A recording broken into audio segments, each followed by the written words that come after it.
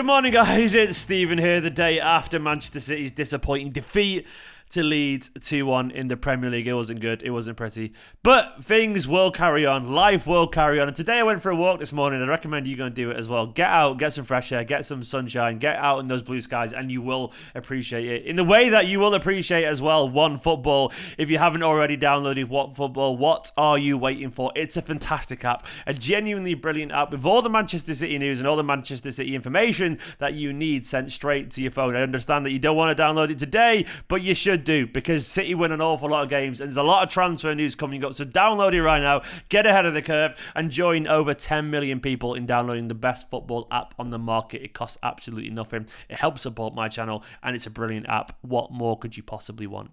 But anyway, let's talk about that game yesterday. No one wants to talk about it, but I'm going to talk about it because I feel like games like yesterday are important to Manchester City. They give us this kind of broader view of the highs and lows, and you can't have those highs without the lows. You've got to remember that. You have to have perspective, and everything is about balance. And if you're never sad, how do you know what it feels like to be happy? That's what I will say. A little bit of sage wisdom for you there, but it's true. It's genuinely true. So you got to remember that. But we've got 5 things to talk about, and don't forget, if you are a fan of this channel and you're like reasonable, rational, hopefully considered Manchester City content, make sure to hit that subscribe button. We're going to start though with a positive, because why not start with a positive? Roving Stones.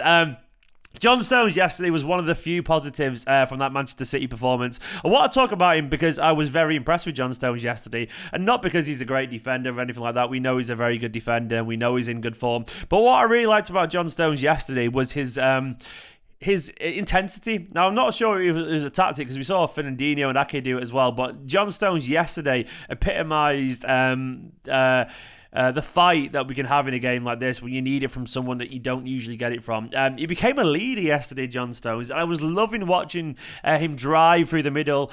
He reminded me an awful lot of like prime Gerard Pique, the Barcelona defender, when he was at his very, very best, and he used to run past loads of people in midfield using his strength and his gait and the way he a little bit of pace as well, to be honest, and his technique. And I loved watching John Stones do that yesterday. I thought Stones, he was excellent. He was one of the only one trying to make things happen. No, they all were trying to it, but he was one of the only one trying to make it with a conviction and confidence that the others were lacking yesterday. And I thought he was excellent. And I loved, once again, just seeing that self-belief from a guy who's been crippled by self-doubts before. I mean, you can really tell that he believed in his form, and I guess after all the worries, from the England performance and all that kind of stuff, we saw nothing of that sort. He was very good, he was very strong, and he was an absolute leader, and I love seeing him grow and more into this new improved John Stones 2.0, the best John Stones, Johnny Big Boulders. The second thing is a negative, but this is a very difficult point to unpack for many reasons, because I feel like at times some of us, and some of you watching this video as well, were disgraceful yesterday. The way that we reacted to a poor performance from a player that is currently not in favour. And I wish we could discuss a player playing badly without trying to outdo each other, with extremism, without trying to be as nasty as possible, without trying to say the worst thing possible about a player, just to be the loudest voice shouting in a room full of idiots. There's nothing to gain from that other than trying to show how disgusted you are by performance, that you're more disgusted, like you care more about the performance by slating a player. Sterling yesterday was poor to bad. He had a bad game of football. I am not denying that, and it's definitely an issue worth discussing. But what I'm sick and tired of is people not just leaving it there, but they also want to go, he's always been shit, he's useless, sell the fucker, all that kind of stuff, get him out of my club, waste of space, all this kind of stuff. And then eventually, of course, someone will take it a little bit further and tweet at him racist abuse. I'm so tired of it. Can we please, not just for football, for humanity's sake, get past this idea that you have to say the worst thing possible to show how much you care? You don't. You can be disappointed and you can be sad, but you can be reasonable with it. You're allowed to say Sterling's form is really concerning, which I'm going to say in a minute. You're allowed to criticise a player, but I tell you what, just calling someone a useless fuck is not criticism. That's not criticism. That's just being a knobhead. That's just having a go at someone and abusing them. That's not useful. It's nothing more than it enables hate. It enables the next level of hate. Because if you think you're not being that bad, just calling someone just a useless fucker, think about the people who will then take the next step, because they see you as the middle ground then, and then they want to go further. And I'm not saying it's your fault for the racist abuse. Of course it isn't, because those people are still the problem. But what I'm saying is we can't normalise just calling a player this and that, especially online, because it's not as fleeting as it would be if you showered it in a stadium or whatever, when everyone forgets it straight away. Even though I wouldn't say it's an in the moment thing, or you're shouting at your TV or whatever, but online it lives there and it breeds into hate and it breeds into negativity, and what we get is a self-defeating situation where in fact we're not helping. We just make it harder and harder and harder for a player to get out of that rut, because all we're feeding them is hate and they're going in their own head. And I know this because I chatted to Nadia Manure about it on the podcast, and he says yes, you can see players that are genuinely affected in a bad way by all the criticism online, because they should be fine, because life's fine around them, but you can see them go inside their own heads, and that doesn't help Manchester City Football Club, and all it does is makes it worse for everyone. Sterling is in poor form. And we are concerned, and I'm concerned about it. And yes, I mean, Sterling's weird. When he's brilliant, he's brilliant. When he's off it, he's terrible. I can't deny that. He's like, yesterday he looked absolutely lost. I don't agree that he doesn't care. I don't agree that he doesn't try. Sterling always does those things, but I do agree he's frustrating right now. Having said that, I think Guardiola knows that. You've got to remember he's currently not in the first team for a reason. The reason he played yesterday is because Guardiola knows, like we know, that Sterling currently isn't in his best form. I do wonder if there's a million reasons for it. I do wonder if he's lost his confidence. I do wonder if he feels a little bit set back by Foden's arrival, taking his place in the team. I do wonder if he doesn't know how to handle, for the first time, not being the golden boy.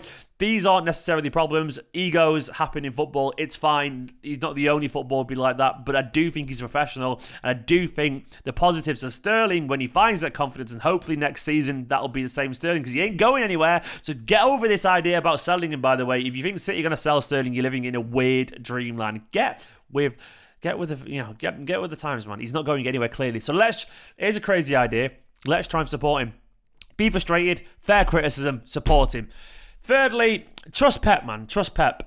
Some of the reactions yesterday online, once again, like Pep, a good idea isn't only a good idea if it works. That's not how these things work. I think we presume, we lost today, you got everything wrong. No, like how many times have we said we've moaned about a lineup before a game, and then actually we've won and gone, oh, okay, fair enough, and we forget about those games. But occasionally, Pep takes risks, but he gets most of them right. And we don't moan when it don't turn bad. And I guess yesterday it didn't come off, but that doesn't mean it was wrong. And once again, I'm not one for excessive looking at stats, but I'm sorry, if you looked at those stats in isolation, 29 shots to 2, and you didn't know the score, you'd be like, that was job done tactically. I know we wasted chances and all that kind of stuff, but that comes down to one of those days. I guess what I'm saying is, like, Guardiola has got us to the latter stages of all the competitions. We are in the semi-finals of the FA Cup next weekend. We're in the Carabao Cup final. We are currently miles ahead at the top of the Premier League, even after yesterday's catastrophic defeat, apparently. And we're currently ahead in the Champions League quarterfinals, because Guardiola has managed his squad like the genius savant level manager that he is. And Guardiola, rightfully yesterday, was unapologetic, because he knows that these are sacrifices that you have to make to keep everyone fit and firing. And Guardiola's willingness to change things up and make these big calls is exactly why we go so far in all these competitions. And someone said Liverpool never changed their team. Yeah, look where they were in the Carabao Cup and the FA Cup. Not even close. They sacrificed those cup competitions so they can try and go far in the other two. And personally, I like how we do it. I like trying to win every single trophy, because that's what a big club does, and I like it personally. So basically, trust this man who's got us to this stage. Yes, yesterday didn't come off, but it doesn't mean it was a bad idea. It just meant the execution didn't happen on the day, and that's for many reasons. Poor finishing, which Guardiola can't always control, and I guess them scoring with their 2 shots on target, one which was a deflection for what it's worth. Annoying, very annoying, but does it mean the idea was bad? No.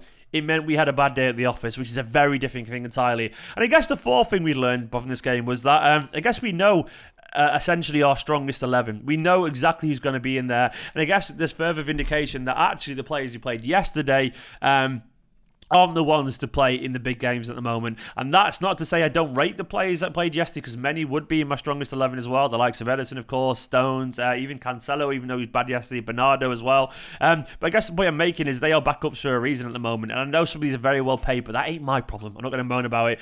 But I do know that some of these players that were castigating yesterday will do very well and definitely be very influential at some point during this rest of this season to help us win a trophy or so. That's going to happen. And I guess I guarantee we won't be moaning about the Leeds game when that happens. So I guess we've learned that the light at the moment, unfortunately, it makes Guardiola's decision easier. Like Varane, Jesus and Sterling haven't got a shout at the moment to start the next couple of games, which actually makes Guardiola's life easier in a way. They have to be better. And I'm sorry, them learning yesterday... learning that yesterday that they have to be better to win is a good thing for them as individuals, that they have to prove it. And I guess this leads into my final point. We needed yesterday. We did need yesterday. We needed it to learn who our best 11 is. And we also needed it to wake up and sharpen those senses, because we're going into a crucial 2 weeks now, which could definitely frame our season. It really could. We could go out the Champions League, we could go out the FA Cup, and we could lose a final. That's very possible. At the same time, in these next 2 weeks, we could get ourselves into a Champions League semi-final, an FA Cup final, further put a stranglehold on the Premier League with a win against Aston Villa, and also win a cup competition. It's a crucial 2 weeks, so we needed this kick up the arse. We needed this. Sometimes you have to find the silver lining from a defeat. Sometimes you have to be reminded that actually you can't take your eye off the ball. Sometimes you need to be reminded that if you don't take your chances, and 2 shots against us is enough to lose. That's what we need to be reminded of. We know that, but these defeats can be the thing that can actually set you back on the right path, because they're inevitable. They are inevitable, these defeats. As much as City are inevitable, we are going to lose a game. And sometimes what you need is that response. You need to see the response of champions. And I've got no doubt whatsoever that Guardiola will be kicking their asses in training, not because they had no effort, but because they didn't focus enough and they didn't do the business at the right end of the pitch. And that is important. Either way, that is the end of this video. There's loads of talking points from yesterday, but I want everyone to have a little bit of perspective, because life is very good. Even if it felt painful, these footballers know what they're doing, and they deserve a bad day at work in the way that we deserve a bad day at work every now and then, because there's no doubting their professionalism and their commitment. Some are in a bad rut, but that's life and it happens, and I'm not willing to write them off. Call me naive, but I've been wrong, and you've been wrong on players before as well, so I prefer to just sit it out and see how it goes. Thank you for watching this video. Big love to all the patrons currently scrolling down the side of the screen. If you want more chat as well, go check out my match reaction from yesterday, and of course the fan view from yesterday as well, where you got your say if you're a youtube.com/Esteemed_Kompany/join member. For now though, thank you to my Patreon producer Ahmed Al Ali and all you guys watching this video. Like, comment, subscribe, go and get outside and enjoy the blue skies. I mean, look how lovely it is out there now. You couldn't really see that. It's all bloomy enough, but it's a very nice day. Enjoy yourself in a bit.